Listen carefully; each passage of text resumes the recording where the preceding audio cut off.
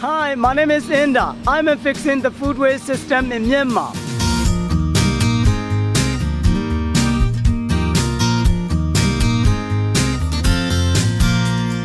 Inda is born and raised in central Myanmar, and he thinks he's 33 years old. Actually, I don't know my real birthday, and they told me like I was born the day that tree was cut down on the top of the village or something like that. So on your passport, what do you put?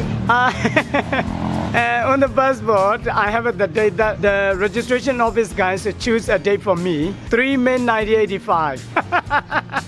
What he does know is that he spent 20 years of his life being a monk from ages 12 to 32. Once a week I have to shave my hair. And when he came back to the hustle and bustle of city life, he hated what he saw. Trash was seen everywhere, and not only plastic waste. He noticed a lot of food waste as well. Everybody talks about climate change and plastic waste, but no one talks about food waste. So Inda teamed up with a Swedish woman to start a project called Bokashi Myanmar, and the concept is simple. Food waste fermentation and making soil out of your food waste. That's Bokashi. And how do you do it? By adding Bokashi bran, you ferment your food waste so that you can retain all the nutrients and so that you can minimize the emission of greenhouse gases, and also you can fully back tend to the soil. Here you can see eggshells and bread and banana peel, onions and limes and everything. So you empty.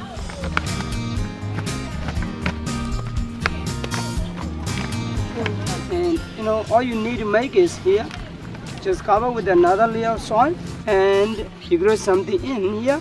That easy, right? These coconuts, they will protect your plants from heavy sand and heavy rain. But where do you get the plant from? This is just a pineapple hedge. This is from the waste as well. Recycle.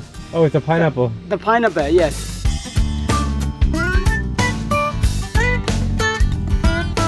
We are now in the Bokashi yard, and I'm getting a tour from Inda himself, taking me around. It's like an hour drive outside of downtown Yangon, and you enter like this whole farm almost with all these buckets and all these plants and all this organic waste. It just feels very, very progressive, and it's just out in this little village, and I just love it. I really, really like it here. This is how we ferment the market waste and the kitchen waste. It's like kimchi. Like kimchi, yes, like a baker, like a kimchi. And you can try the smell. The smell is not that bad. Oh, it smells like kimchi. That smells like kimchi. It's not bad at all. Can't believe this is all food waste. Once the bucket is full and you leave it and you ferment it for a week, you prepare to plant something or you turn into the compost. And the magic is this one, yeah. The Bokashi. And they're walking in there, so the food waste is not rotting. How much does it cost to buy the Bokashi bran?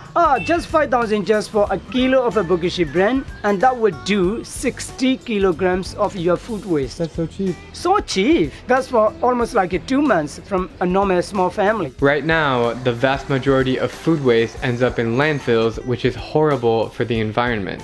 Basically, anaerobically they rot, and by that they produce like methane gases and CO2 and part of GHGs, yeah. So Bokashi offers a simple and cost-effective solution that everyone can use at home to turn their food waste into beautiful plants. It's hands-on, space-efficient, and requires no high-tech equipment or stress involved. All of those plants here are from the food waste. Sure, from the food waste, yeah. Where is the food waste? Gone. Oh. Everything turns to the soil now. Oh, it evaporates. Yeah, not more than 6 to 8 weeks, and the food waste will gone and will turn into the soil, the compost. Wow. And we are processing a ton of food waste every day.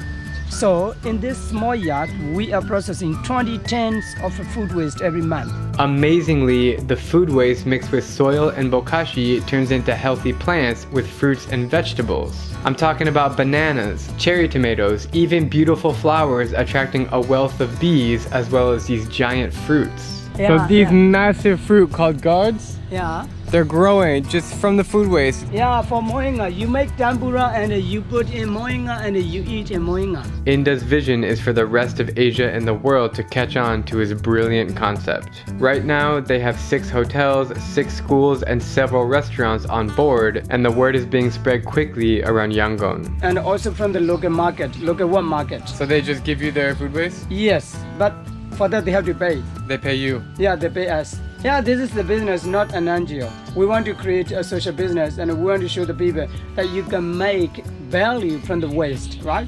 Inda is an amazing person inside and out, and he is certainly up to something special. What is one message that you want to say to the world? For me, with my life experience, right? Be the change that you want to see in the world, right? Amazing. Yeah. Thank you, Amazing man. guy. This guy Thank you. is Yeah. so cool. Thank you, man. Thank you, bro. Yeah. Great. Did you become a monk because of personal choice or because your family pushed you? Actually, two different things, a family push, and also I wanted to go to Yangon when I was young, and it was the only chance to go to Yangon. For me, to become a monk, then I can get to Yangon quite easily and quickly. Do you think being a monk changed the way you think about the world? Yeah, I guess so. Helped me a lot, especially with the way that I think, especially with my spirituality, right? Do you think you'll ever be a monk again? No. I won't go back there again. I love to be a monk, but I don't want to be. 20 years is a long time. Yeah, quite a long time. All of my childhood and adulthood. So I spent as a monk, right? How do you know English so well if you were a monk for 20 years? Oh, as a monk, when we were young, we were not allowed to learn English. But when I was around 20, I started learning English steadily without letting the other monks and the abbot monks, the master monks, know it. And at night, I have to get out of the temple steadily, and I started learning, picking up a private English teacher. That's how I started learning. How did you find the teacher? Oh, there was an English teacher quite close to my temple. One day I went to him and I asked him, can I learn English from you?